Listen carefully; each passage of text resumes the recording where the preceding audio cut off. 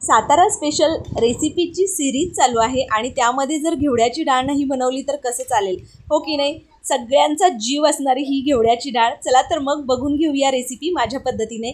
नमस्कार सातारकर, श्री स्वामी समर्थ सर्वांना. कसे आहात सर्वजण? मस्त मजेत आहात ना? मस्त मजेतच राहा. आज आपण इथे ना सातारकरांचा जीव असणारी ही घेवड्याची डाळ बघणार आहे आणि तीही अगदी मस्त गावरान पद्धतीने. तर त्यासाठी घेतली आहे अर्धी वाटी घेवड्याची डाळ. आता ही घेवड्याची डाळ घेवडे विकत आणून त्यानंतर ते भाजून जात्यावर भरडली जाते. ही मला माझ्या आईने बनवून दिली आहे. तर बघा, स्वच्छ धुवून घ्यायचे. 2 वेळा मी स्वच्छ धुवून घेतली, त्यानंतर कुकरमध्ये शिजवून घ्यायची. आता मी इथे डाळ कुकरमध्ये घालून घेतली. त्यानंतर यामध्ये साधारण 1 ते 1.5 ग्लास पाणी घालायचं आहे आणि ही डाळ आपल्याला मऊसूत अशी शिजवून घ्यायची. घेवड्याची डाळ बनवत असताना ही गोष्ट लक्षात ठेवायची, डाळ जेवढी छान मऊसूत अशी शिजली जाईल तेव्हाच घेवड्याच्या डाळीला टेस्ट भन्नाट येते. आता बघा, अर्धा चमचा हळद घातली आहे, चवीप्रमाणे मीठ घातलं आहे.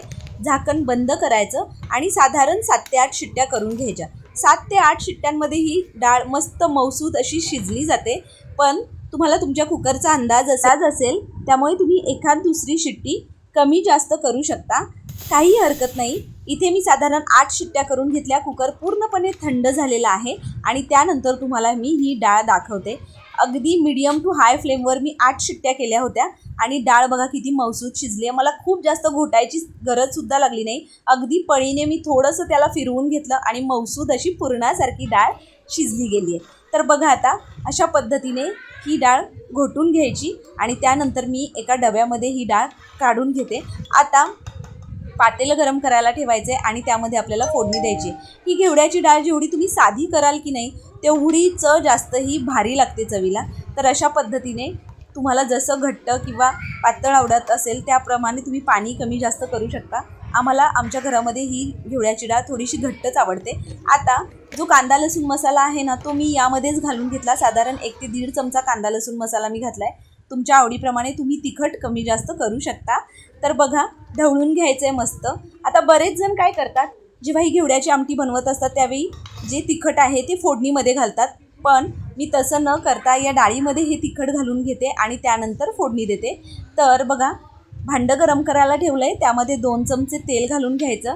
तेल छान कडकडीत गरम झालं की त्यामध्ये घालायचं आहे 1 चमचा जिरं, त्याचबरोबर 8 ते 10 कढीपत्त्याची पानं आणि ठेचलेला लसूण. आता या डाळीसाठी ठेचलेला लसूण थोडासा जास्त वापरायचा.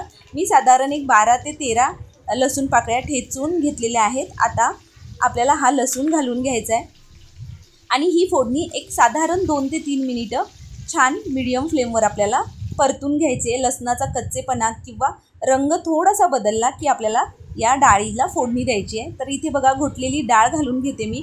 तुम्ही या पद्धतीने ही घेवड्याची डाळ एकदा करून बघा. तुम्ही नेहमी याच पद्धतीने ही घेवड्याची आमटी बनवणार, एवढी मला खात्री आहे. एवढी भारी ही घेवड्याची आमटी लागते. तर अशा पद्धतीने फोडणी द्यायची. आता मस्त मीडियम हाय फ्लेमवर रटारट याला उकळी काढायची. अगदी झटपट तयार होते. कमीत कमी साहित्यात तयार होणारी ही सातारकरांची फेवरेट घेवड्याची आमटी तुम्ही नक्की ट्राय करा, तुम्हाला नक्की आवडेल. बघा किती मस्त उकळी आली आहे. कन्सिस्टन्सी पण एकदम छान झाली आहे. मस्त घट्टसर अशी ही घेवड्याची आमटी तयार झाली आहे आणि अगदी झटपट तयार होते आणि खायला तर भन्नाट लागतेच, हो की नाही? आता खूप सारी बारीक चिरलेली कोथिंबीर घालून घ्यायची आणि इथे आपली मस्त वाफाळती गरमागरम अशी घेवड्याची आमटी खाण्यासाठी तयार आहे. आहे की नाही सोपी रेसिपी? अगदी कोणीही सहज करू शकेल इतकी सोपी ही घेवड्याची आमटी. खायला भन्नाट लागते. तुम्ही करून बघा एकदा. तर अशा पद्धतीने इथे घेवड्याची आमटी आपली तयार झालेली आहे. तुम्ही ज्वारीच्या भाकरीबरोबर, चपातीबरोबर आणि इंद्रायणीच्या भाताबरोबर तर विषयच नाही, एवढी भारी लागते. तुम्ही करून बघा, तुम्हाला नक्की आवडेल. तर अशा पद्धतीने सातारकरांची फेवरेट, सातारकरांचा जीव असणारी ही घेवड्याच्या डाळीची आमटी खाण्यासाठी तयार आहे. तुम्हाला ही रेसिपी कशी वाटली मला कमेंट करून नक्की सांगा. आणि जर तुम्ही बनवत असाल तर तुम्ही याच पद्धतीने बनवता की अजून कुठल्या वेगळ्या पद्धतीने बनवता तेही मला कमेंट करून सांगा.